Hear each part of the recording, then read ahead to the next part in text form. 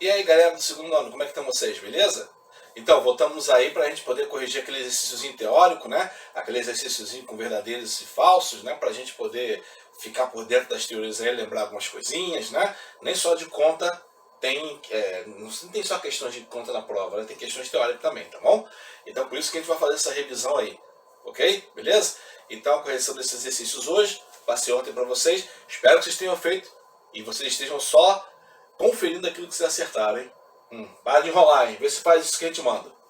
Voltando aqui agora, vamos começar do princípio. Das questões número 1, 2, 3, vou ter algumas questões aqui. Se a fonte estiver muito pequenininha para você, pelo menos ouça a correção com a folha ali, tá bom? Beleza? Então vamos lá, galera. Sem perder muito tempo. Vamos começar da questão número 1. Ele diz que calor é uma forma de energia em trânsito, que passa espontaneamente de um corpo mais frio para um corpo mais quente. Verdadeiro ou falso? Falso. O calor sempre passa espontaneamente do corpo mais quente para o corpo mais frio. E não vice-versa. Beleza? Questão número 2. A unidade de medida de calor no sistema internacional é caloria. C-A-L. Cal. Verdadeiro ou falso? Falso. Por quê? Porque a unidade do sistema internacional é joule, porque calor é uma forma de energia. Sendo uma forma de energia, a unidade do sistema internacional é joule. Caloria é uma unidade de medida mais popular, mas não é do sistema internacional, embora a gente use muito ela. Beleza? Falso na questão número 2 aí. Questão número 3. Então, ele diz que para cada uma caloria, o corpo absorve, são aproximadamente 4 joules de energia térmica, no caso, né, que ele ganha. Verdadeiro ou falso? Verdadeiro. É só você lembrar do número, né?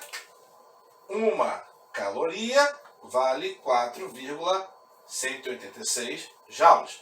Aproximadamente 4 joules, tá vendo? Beleza. Então essa questão aí tá verdadeira. Deixa eu apagar aqui para a gente poder fazer o resto.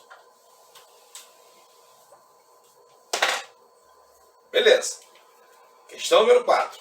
Ele diz o seguinte: quanto maior o calor específico do material, maior a, vou dizer assim, né, tendência. Eu acho que é tendência que é a primeira palavra que se encaixa aí. Queria ter achado outro melhor, mas vamos lá. Repetindo então. Quanto maior o calor específico do material, maior a tendência de sua temperatura sofrer variação quando troca de calor. Verdadeiro ou falso? Falso.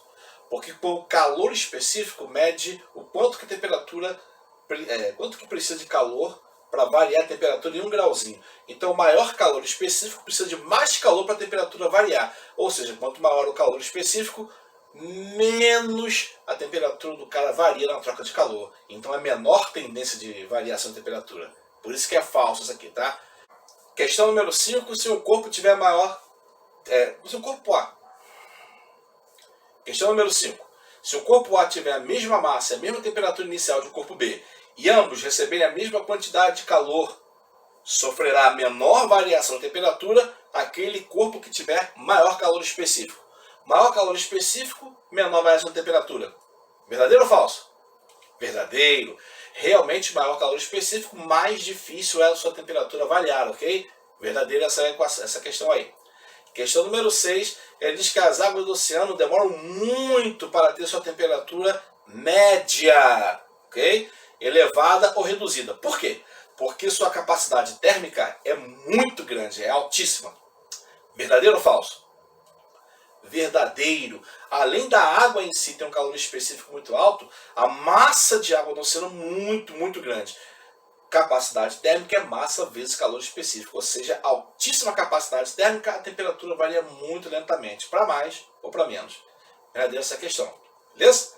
Questão número 7. Então, quanto maior a massa de um corpo, maior a sua capacidade térmica. Mas a massa em si, ela não influencia no calor específico do corpo. Verdadeiro ou falso?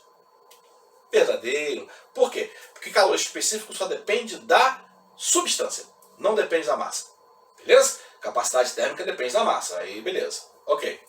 Questão número 8. Ele diz que para uma substância pura e homogênea, quando o calor que é trocado provoca a sua mudança de estado físico, também é possível poder provocar, ao mesmo tempo, a variação de sua temperatura. Verdadeiro ou falso? Falso. Por quê? substâncias puras e homogêneas, ou a temperatura aumenta e diminui, ou uma mudança de estado físico acontece. Ou acontece variação do estado físico, ou acontece variação da temperatura. Uma ou outra. Uma e outra não podem acontecer em substâncias homogêneas e puras. Pode acontecer em substâncias heterogêneas, misturas e tal, ok? Mas substâncias puras e homogêneas, ou acontece uma coisa ou acontece outra. Nunca as duas coisas ao mesmo tempo. Beleza? Muito bem. Questão 9 agora. Ao trocar calor e sofrer fusão, ou seja, derretimento, uma substância que tem calor latente L igual a 150 calorias por grama precisa receber 150 calorias para que cada 1 grama dessa substância, dessa massa sólida, torne-se líquida na sua temperatura de fusão específica. Grande, né? Mas enfim, verdadeiro ou falso? Apesar de estar grande pra caramba, verdadeiro. Por quê? Realmente o calor específico é uma coisa, mas o calor latente é outra. No caso, o calor latente é cada grama precisa receber aquela quantidade para mudar de estado físico na temperatura adequada. Então está corretíssima a questão número 9, afirmativa número 9, no caso, né? Muito bem. Questão número 10. Ou afirmativa número 10, se você preferir. Acho que até que eu vou falar afirmativa ao invés de questão. Afirmativa número 10. Se um fogão é capaz de fornecer 18.000 calorias por minuto de potência térmica, então ele tem a capacidade de fornecer a um corpo cerca de 300 calorias a cada segundo. Verdadeiro ou falso? Verdadeiro, porque agora aí você tem que fazer os 18.000 por minuto e para cada segundo teria que dividir os 18.000 por 60 para saber quanto que vai dar cada segundo. Ou se você souber, se você preferir, 1.800 por 60, 18 por 6 vai dar 3, com 2 zeros, 300. Fechou a conta certinho, viu? 300 calorias a cada segundo. Verdadeiro então. Beleza? Já eu tinha apagar aqui para a gente continuar. Show! Afirmativa número 11. Ele diz que a água sofre fusão a 0 graus Celsius. Logo, para que uma pedra de gelo a menos 5 graus Celsius derreta, sofra fusão, ela deve primeiro atingir a temperatura de 0 graus Celsius e só depois começar o processo da fusão. Verdadeiro ou falso? Muito bem, verdadeiro. Porque realmente a temperatura de fusão é a temperatura na qual o fenômeno acontece. Não acontece nem antes nem depois, desde que a pressão permaneça constante. Beleza? Muito bem. Questão número 12, ou afirmativa número 12, melhor dizendo, né? Se dois copos, um a temperatura de 20 graus Celsius e outro a temperatura de 50 graus Celsius, trocam calor entre si isoladamente, ou seja, só entre eles ali, né? Então a temperatura de equilíbrio que eles vão atingir daqui a pouco só pode ser um valor entre as duas temperaturas iniciais, ou seja, uma temperatura um pouco maior do que 20 graus e menor do que 50 graus. Verdadeiro ou falso? Verdadeiro. Realmente a temperatura de equilíbrio é uma temperatura entre o valor dos dois corpos no início. Beleza? Quanto que vai ser depende das massas, calores específicos, mas certamente uma coisa você sabe, vai ficar entre um valor e outro. Tá bom? Se o corpo for de capacidade térmica muitíssimo maior do que o outro, inclusive a temperatura de equilíbrio vai ser a temperatura do cara que tiver maior capacidade térmica. Tipo você jogar uma pedra quente dentro da água de uma lagoa ou de uma praia, por exemplo, né? Tá bom? Capacidade térmica da água é muitíssimo maior. A água não vai sofrer variação de temperatura, mas a pedra vai. Então a temperatura de equilíbrio vai ser igual à temperatura da água da praia. Beleza? Muito bem. Afirmativa número 13. Então, ele diz aí que se misturarmos a mesma quantidade de água quente a 80 graus Celsius e de água fria a 10 graus Celsius, em um calorímetro ideal, ou seja, que não vaza calor, não entra calor de fora, beleza? E se considerarmos que o calor específico da água não varia de acordo com a temperatura e que não há nenhuma evaporação de água dentro do calorímetro durante a troca de calor, provavelmente a temperatura de equilíbrio atingida vai ser 50 graus Celsius. Verdadeiro ou falso? Essa é bem problemática, né? Mas a questão, a afirmativa, é falsa. Por quê? Porque nessas condições, mesma quantidade, ou seja, mesma massa, mesma substância, mesmo calor específico. E a única coisa que tem as temperaturas iniciais de cada um são diferentes, você pode fazer uma coisa que é bastante legal para calcular a temperatura de equilíbrio. A média. Então você pega 80, soma com 10 e divide por 2. Que vai dar 90 dividido por 2, que vai dar 45 graus. Beleza. Isso você só pode fazer porque você tem as mesmas quantidades da mesma substância. As massas são iguais e os calores específicos são iguais. Beleza? Então aí você pode fazer o cálculo da temperatura de equilíbrio somente pela média. Muito simples, né? Muito simples. Então a temperatura de equilíbrio nesse caso vai dar 45 graus. Não vai dar 50. Por isso que a afirmativa é falsa. Deixa o tio Cid apagar aqui. Pera aí. Vou apagar aqui. Oi. Beleza. A gente continua então a afirmativa 14. Ele diz que corpos sólidos jamais podem trocar calor pelo processo de convecção térmica. Verdadeiro ou falso? Verdadeiro. Porque aí a convecção térmica depende de uma parte da substância se mover em relação às outras. Nos sólidos isso não acontece. Beleza? Ok. Afirmativa 15. Ele diz que quanto maior a condutividade térmica, ou seja, o valor de K. Olha o K aqui. Peraí. Aqui é o valor de K, né? Quanto maior a condutividade térmica de uma substância, mais rapidamente ela conduz calor e transfere calor de um corpo para o outro. Verdadeiro ou falso? Verdadeiro. Nesse caso aí a condutividade térmica, o valor de K lá na fórmula, né, da fluxo de calor, ela mede exatamente essa capacidade de o corpo deixar o calor atravessar por ele. Então transfere calor de um corpo para o outro ou passa calor para uma extremidade diferente de onde está recebendo, muito rapidamente se o valor de K for grande e muito lentamente se o valor de K for pequeno. Então beleza, tá? Afirmativa 16.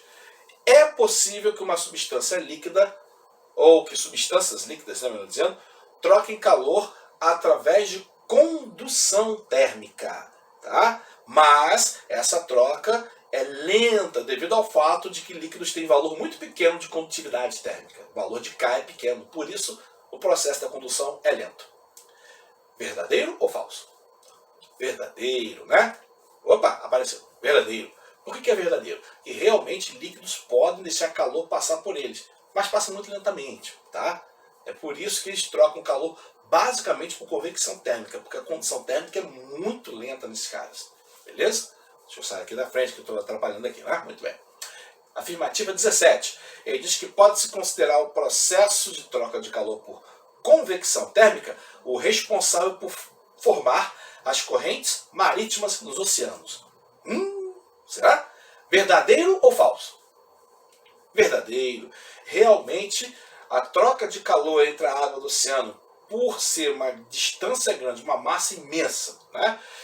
Em um lado se aquece mais, porque lembre-se, a água é isolante, do outro lado se aquece menos, a água mais aquecida é mais, menos densa, né? O que a gente chama de, entre aspas, mais leve, desloca-se para cima, ou para regiões mais com menos água, né, mais superficiais, enquanto as camadas mais frias tendem a se deslocar para baixo. Esse movimento forma as correntes. Por quê?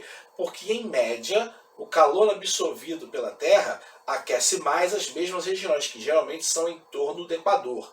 Nós, Brasil, né? As regiões mais longe do Equador sofrem menos aquecimento do Sol e, por isso, a água dos oceanos nas regiões próximas ao Equador tem maior temperatura em média. Beleza? Isso já é suficiente para provocar um deslocamento. Fora que nas regiões onde o calor do Sol não chega com tanta intensidade, você ainda tem a água da superfície sendo aquecida mais do que a água no fundo, né? E aí você também provoca movimentos locais e mundiais.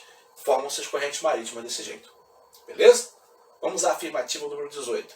Ele disse aí que fenômenos meteorológicos intensos, como por exemplo furacões, tufões, tempestades e outros aí, podem ter sua ocorrência relacionada com uma intensa troca de calor entre camadas da atmosfera através de convecção térmica. Verdadeiro ou falso? Da mesma maneira que as correntes marítimas, isso é verdadeiro, porque as correntes de ar, elas também se formam de acordo com o aquecimento que camadas de ar sofrem em regiões mais atingidas pela radiação solar, especialmente a radiação solar próximo à superfície da Terra, que recebe a radiação refletida pela Terra também. Tá bom? E isso, dependendo da diferença de temperatura, faz com que os movimentos do ar sejam mais fracos ou mais fortes. E se forem muito fortes, formam-se essas coisas aí, né? Tempestades, furacões, tufões, ciclones e outras coisas que, graças a Deus, aqui no Brasil não são muito comuns. Tá? Muito bem. Vamos à afirmativa número 19. Se não houver matéria envolvida, os corpos nunca podem trocar calor um com o outro. Verdadeiro ou falso? Falso, né?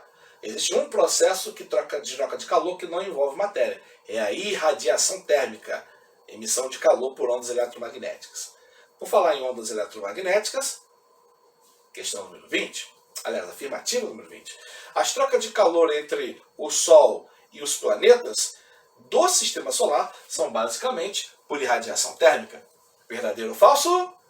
Verdadeiro. É o Sol que manda irradiação térmica, calor irradiado para esses planetas. E o planeta absorve. Beleza? Ok. Afirmativa 21. Ele diz que na radiação térmica os corpos trocam calor entre si através da emissão e absorção de ondas eletromagnéticas do tipo radiação ultravioleta. Verdadeiro ou falso? Falso. A radiação que é trocada é a radiação infravermelho, não é radiação ultravioleta. O resto da frase tá beleza, mas a radiação é infravermelho, não é ultravioleta não, hein? Ultravioleta tem nada a ver com isso, beleza? Para não dizer que não tem nada a ver com isso, o Sol também emite ultravioleta, mas a transmissão de calor é basicamente por infravermelho, beleza? Ok. Afirmativa 22. A quantidade de calor irradiado por um corpo que ele envia, né, depende somente da cor de sua superfície. Verdadeiro ou falso? Falso. A quantidade de calor que ele irradia depende somente da sua temperatura. O que depende da cor é a quantidade de calor irradiado que ele absorve, não a que ele emite. A que emite depende da temperatura. E a que absorve depende da cor da superfície. Quanto mais quente o corpo, mais calor ele emite. Beleza? Muito bem. Afirmativa 23. Ele diz aí que o fenômeno conhecido como efeito estufa, ele ocorre porque algumas substâncias são transparentes à radiação solar, aquela que vem do Sol, mas não são transparentes à radiação que a Terra deveria emitir para o espaço. Verdadeiro ou falso? Verdadeiro. Tá? Realmente o gás carbônico, o vapor d'água e outros gases, eles são atravessados pela radiação que vem do Sol, absorvem uma quantidade muito pequena, mas eles absorvem uma quantidade muito grande da radiação que a Terra deveria emitir para o espaço, fazendo como se fosse um grande cobertor ao redor da Terra. Beleza? O efeito estufa não é nocivo à vida. Ok? O efeito estufa ajuda a manter a vida da Terra. É o excesso do efeito estufa que é prejudicial ou que faz alterar algumas coisas do clima. Tá? Mesmo assim, já existem discussões sobre isso. Então, vamos considerar essa que é verdadeira realmente, mas a questão de se o efeito estufa vamos dizer assim, prejudicial ou a favor da vida, isso aí a gente discute em outras aulas. Beleza? Afirmativa 24. Uma geladeira tem o seu congelador na parte de baixo. E aí, por causa disso, ela precisa de um sistema forçado que faça o ar frio ir para cima. Por convecção térmica, o ar frio tem a tendência de permanecer na parte de baixo e é mais denso do que o ar quente. Nessa questão está dizendo o seguinte, que na geladeira, que tem o congelador embaixo, você precisa de um sistema que joga o ar para cima. Por quê? O ar frio, que é mais denso, tende a ficar embaixo. E o ar quente, que é menos denso, tende a ficar em cima. Está correto isso? Ou não? Verdadeiro ou falso? Verdadeiro. Aqui em casa tem uma geladeira como essa, tem um congelador na parte de baixo, ok? Que é o freezer, ok? E é onde o ar frio é produzido. E aí ele tem um sistema que suga o ar frio do freezer, passa pelo fundo da geladeira e joga no alto da geladeira, ok? Por que precisa disso? Porque sem isso o ar frio continua embaixo e o ar quente continua em cima. E aí estraga tudo que tiver lá em cima. Ou seja, é mais uma coisa para consumir energia na geladeira. Quando a geladeira tem um congelador em cima, o processo acontece natural e a geladeira economiza energia. Tá beleza? Fazer o quê, né? Afirmativa 25 para a gente poder terminar. Urubus, gaivotas, outras aves de voo planado, aquelas que não batem as asas toda hora, mas que aproveitam muito, né? O que elas conseguem fazer? Elas conseguem a proeza de voar sem bater suas asas durante muito tempo, por vários quilômetros, e até ganhar certa altitude durante o voo. essa altitude pode ser bem elevada, inclusive, tá? Pois elas se aproveitam de correntes ascendentes de ar, que são consequências dos processos de convecção térmica e da irradiação térmica do calor do Sol com a superfície terrestre. Verdadeiro ou falsa afirmativa? Verdadeiro. Essas aves, principalmente quando você passa na ponte de Niterói, você pode ver as gaivotas próximas à ponte, né? Elas abrem as asas, as correntes de ar quente subindo, levam, por causa das asas abertas, essas aves para grandes altitudes. E aí eu estou falando de vários quilômetros, inclusive, de altitude. E aí lá em cima, a energia potencial acumulada, ela desce um pouquinho, ela pode voar por quilômetros de distância, tá? Um urubu pode voar até 100 km de distância sem bater as asas, só com a corrente elevada. 100 km de distância é muito, hein? Não é brincadeira, não. Beleza, pessoal? Então, por hoje a gente encerra por aqui, beleza? Nas próximas aulas, então, na próxima terça-feira já é a nossa prova, não esqueça, tá bom? Eu vou depois esclarecer através da plataforma como é que a gente vai operar nesse dia, como é que vai ser nosso sistema de repente, tirar dúvida na prova e tal. Beleza, pessoal? Então, não esqueça de dar o seu presente, o seu salve aí na plataforma para poder anotar a sua presença. Beleza, galera? Então, até a próxima aula. Valeu!